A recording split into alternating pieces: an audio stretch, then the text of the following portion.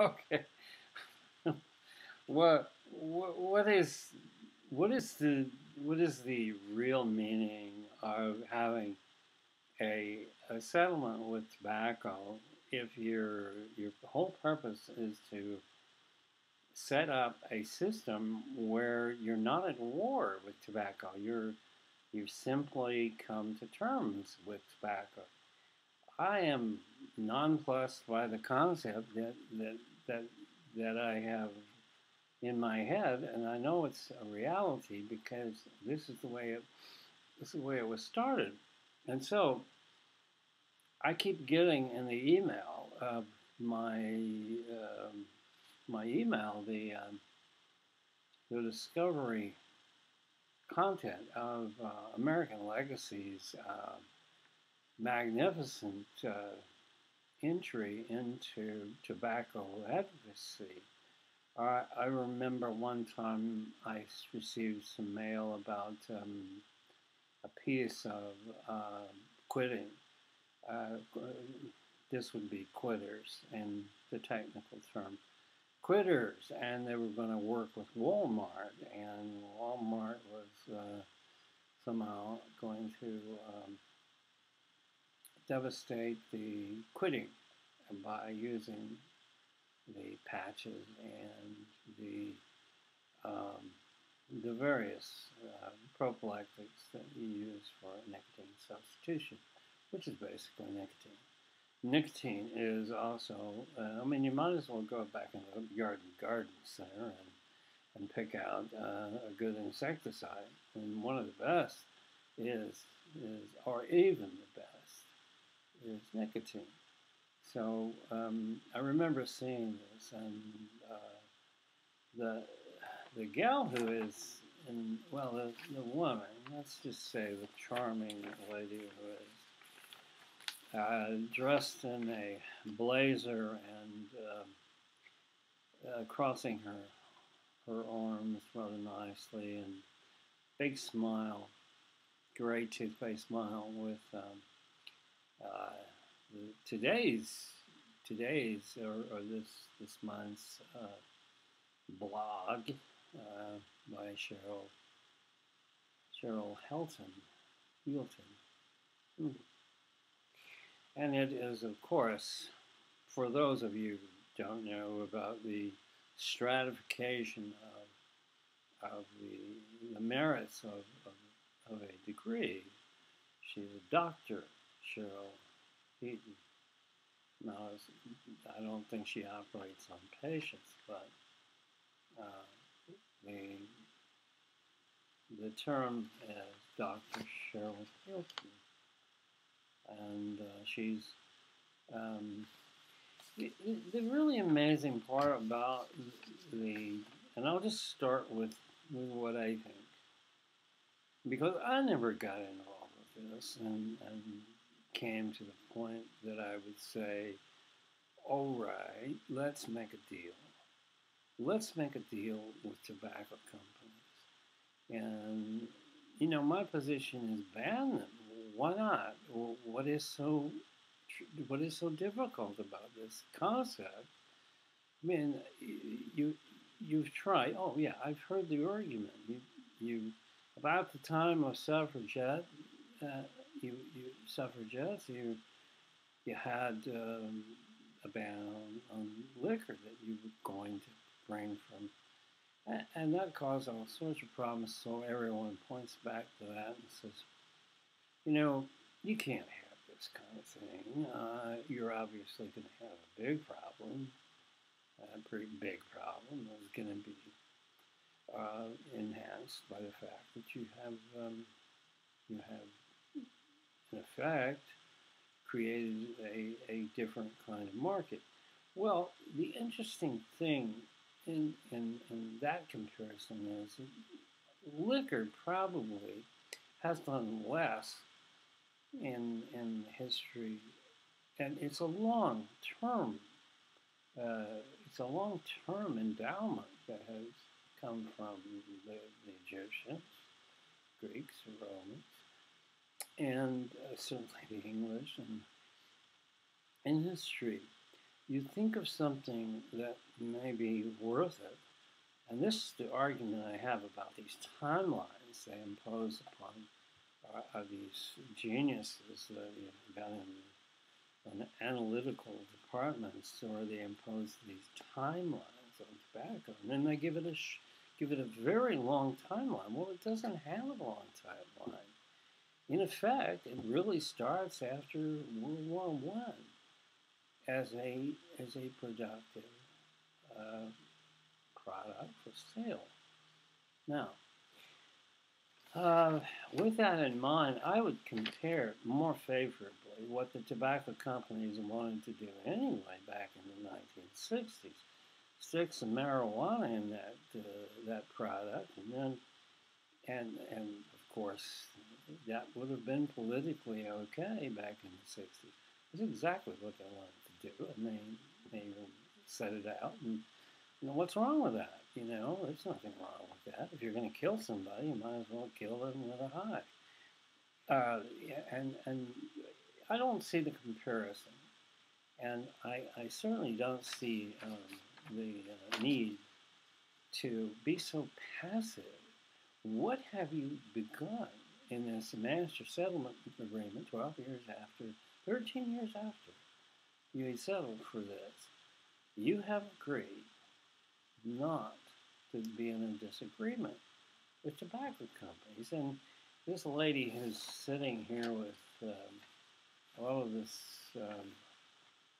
whatever, in the blazer and the charm and the winning smile, is the champion of a lot of things, but not of antagonism, which is the main point, the tenet of fighting tobacco industry. Or if you're going to give in, don't give in. And you have. And I don't know what your purpose is. So get rid of you. What are you doing? You have no purpose. I mean, Mike Moore, when you went through this and you wanted to give this up, and you wanted to, I don't know what your purpose was, but you were talking about kids. It's not about kids. It's about money. It's about people in power and people doing things, manipulating. This kind of thing. I would have never stood for myself. I would have never been able to swallow the concept of having some system where you are dancing in the dark, so to speak, with tobacco, holding their hands and loving them and being adoring. And basically, that's exactly what you have. Why? Because in the settlement agreement, you made that agreement.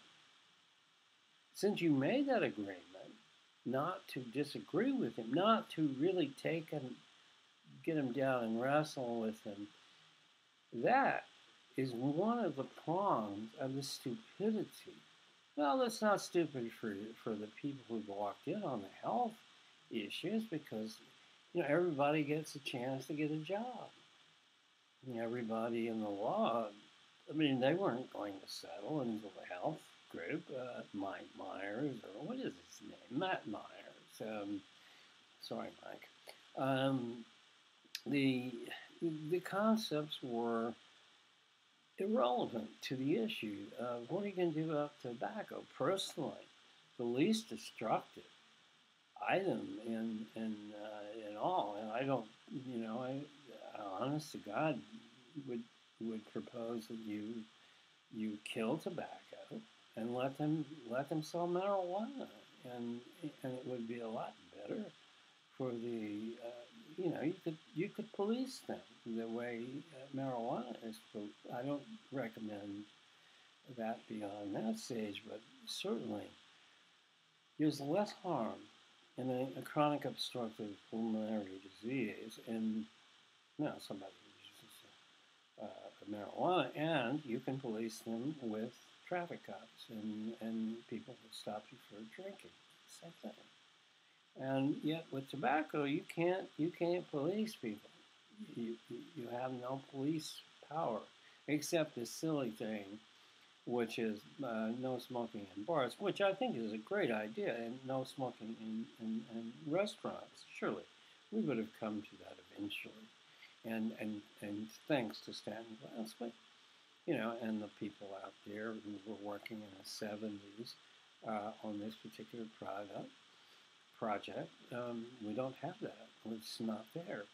And so we've reached the point where now we've created a product where you can walk in.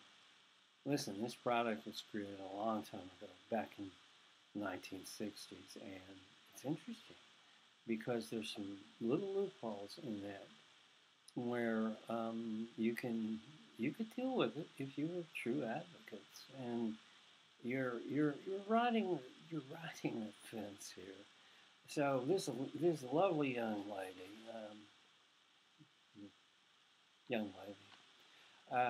is doing a piece, and I'm getting this on an email, and I'm wondering what. You made a deal with tobacco not to disagree with it. That's what you did. So you don't really have any axe to grind with the tobacco industry. You made a deal with them. So if you wrote something about them, you got them opinion to something. Your researchers or whatever. They're not going to come out with anything drastic like what I've just been talking about. Freon, phosgene gas, CFCs, the connection between tobacco in 1976, the connection which is so obvious, and it was obvious then, and it is obvious now, the connection that you find in Louisville, Kentucky, where it's been monitored for a while so that people wouldn't hear about it. You don't have any sleuths out there trying to dig around and find anything truthful or honest about this. Okay, so in the whole thing, we have kind of a Match.com. It's basically called American Legacy. So it's either Match.com, American Legacy, and this lady is harmlessly doing no harm.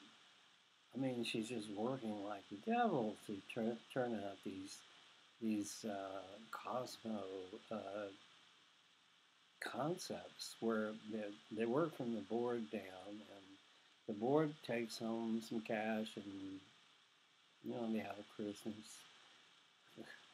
It's so, oh God, it's you can't believe how it hurts me to think that you people actually got this done. Well, of course, you had Dick Scruggs to lead you. You had Mike Moore to lead you. You had Christine Grégoire to lead you. You had, listen, and the compromise that you made on this issue, we will do you no harm, is basically what you, Stanton Glass, and all you people out there in California and Washington, wherever, you're creating your own TI.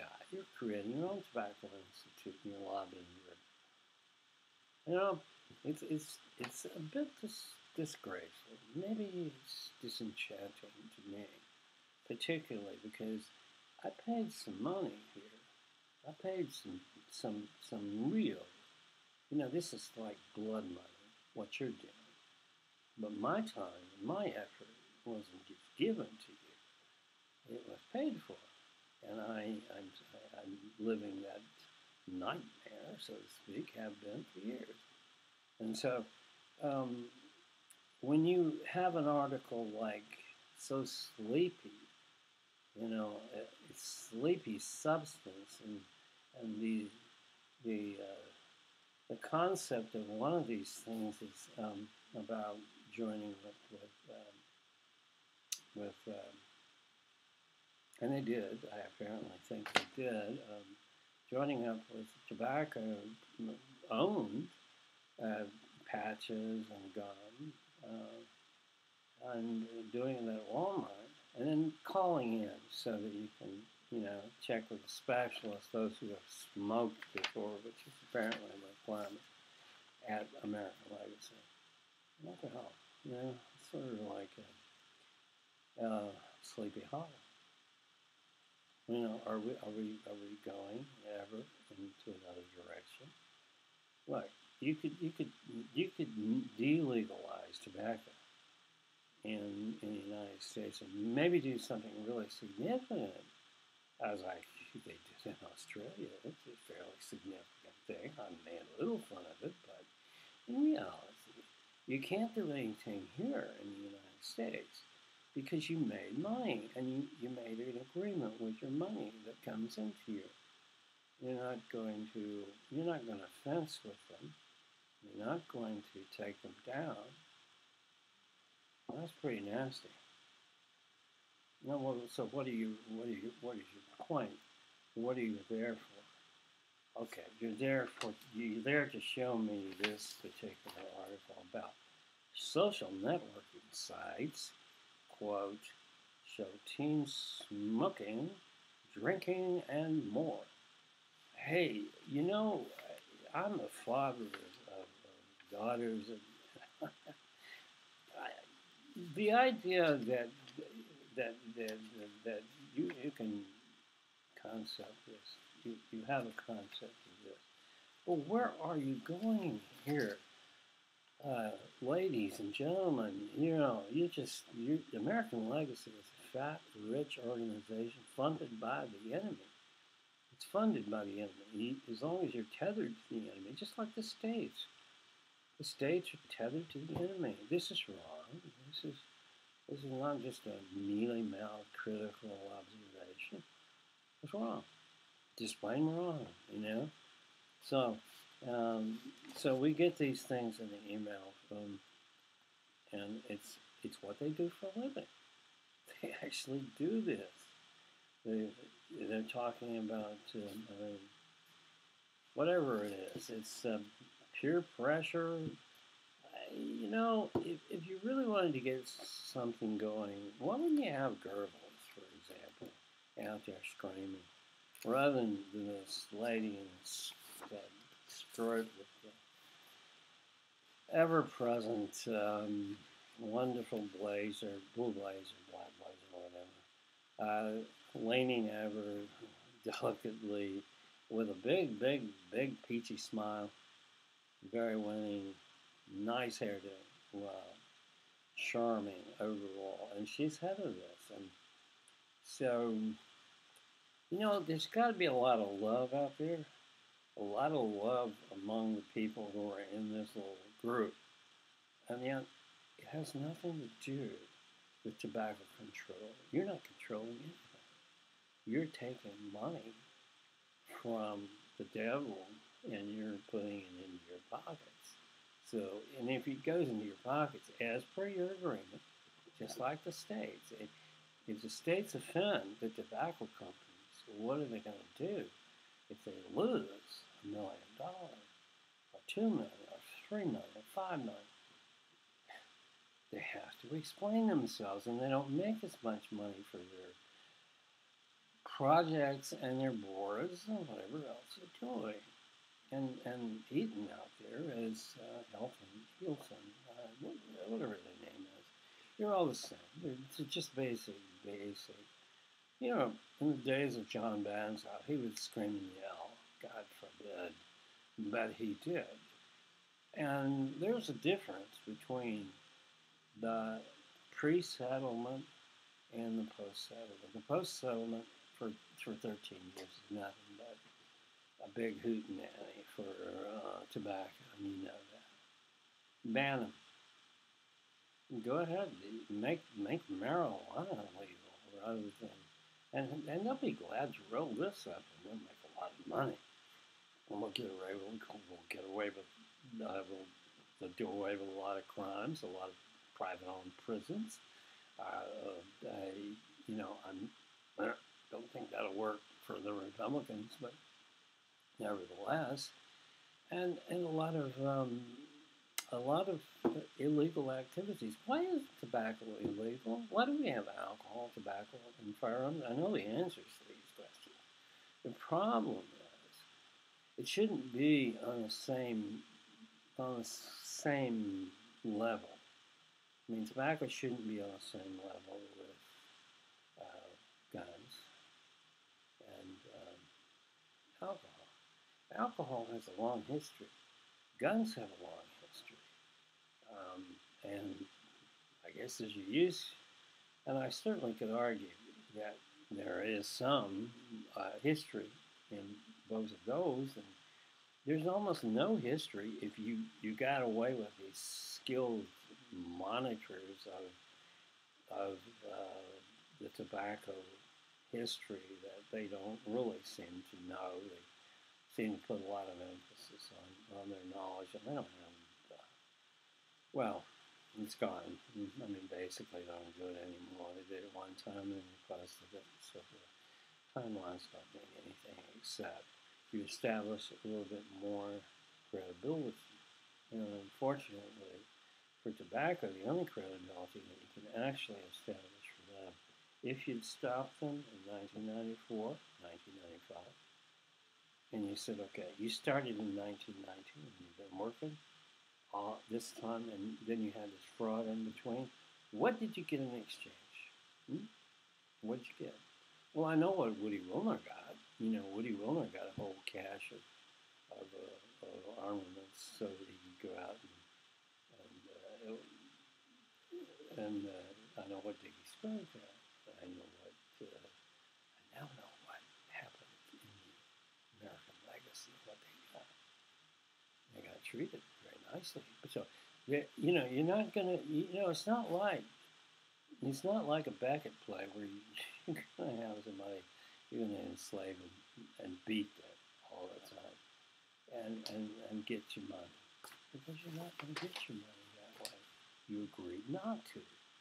You agreed not to take these people, the tobacco industry, to task for what they're doing.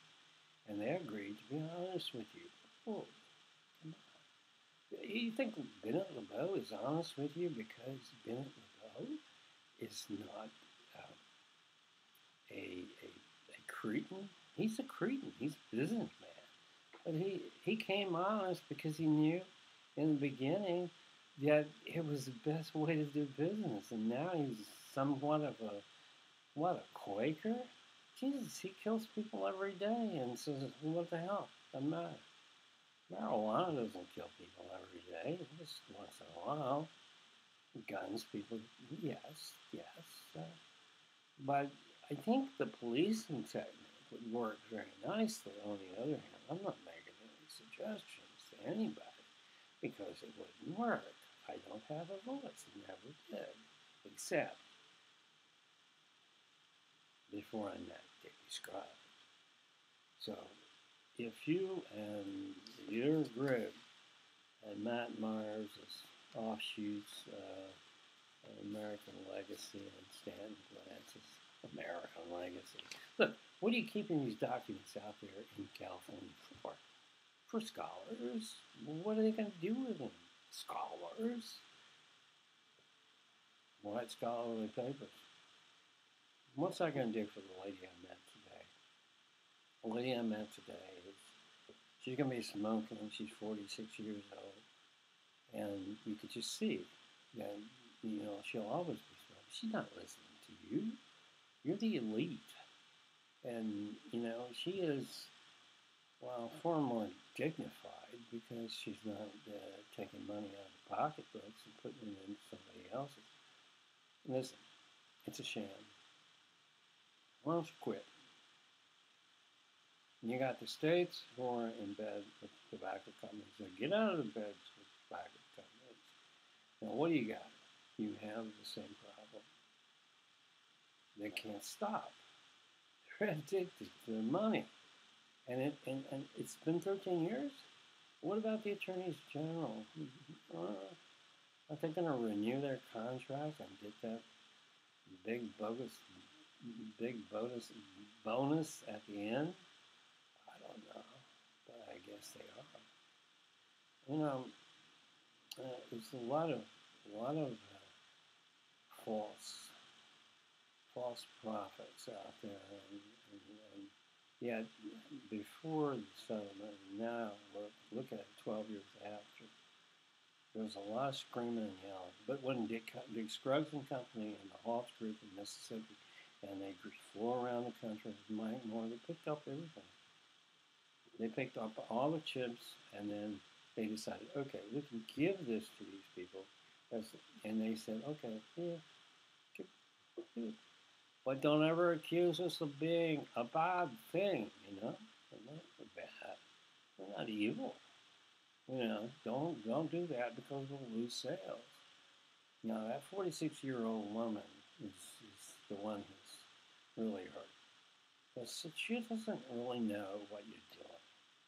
And as far as, you know, this garbage about, you know, the social networking shows teens drinking and smoking. What else are they doing? Are they having sex?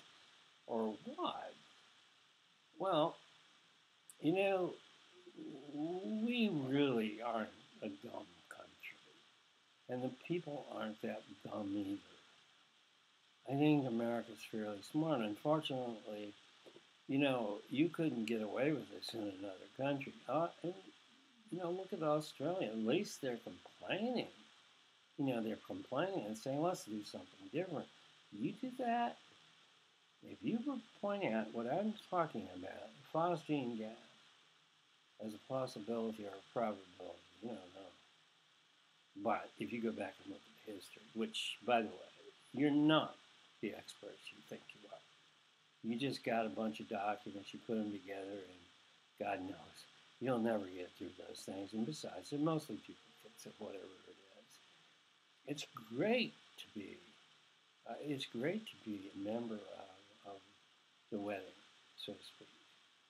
But if you remember the Carson McCullers line, and yeah, a great one was when Frankie says, "I'd like to be. Where's the we of me?" You know, you got millions of people out here that want to be the we of me, understanding what is happening. And all you're doing is you're having a special little party. And I'm sure that your Christmas party is always going to be the same as Shirkardi Bacon. You never do anything to those guys. And I'm particularly interested in what the Department of Justice did because I saw part of it was a hootenanny. And I guess where I am on this is this lady's cute. She's right age. She certainly is appealing in many ways, but she's talking about a kind of let's have a dating site. You know, basically that's what it's about. It's pre-master settlement. What was going on? Well, you had screaming in the '80s. You had some screaming by Ash John Banzoff until he got too tired. And I guess he got paid. He's a good lawyer, so it wouldn't have anything to do with going outside of the square. So inside of all this, I'm Mifflin, I'm Stewart, and I'm certainly charmed by this lackluster approach to what you agreed to do. What you agreed to do, Cheryl, is to do nothing. And that's precisely what you're doing. And where's the fun? Well, it certainly isn't at the end of the cigarette because you're keeping them going. So I'll keep you going too. I'm Merrill Williams, and I'm still blonde.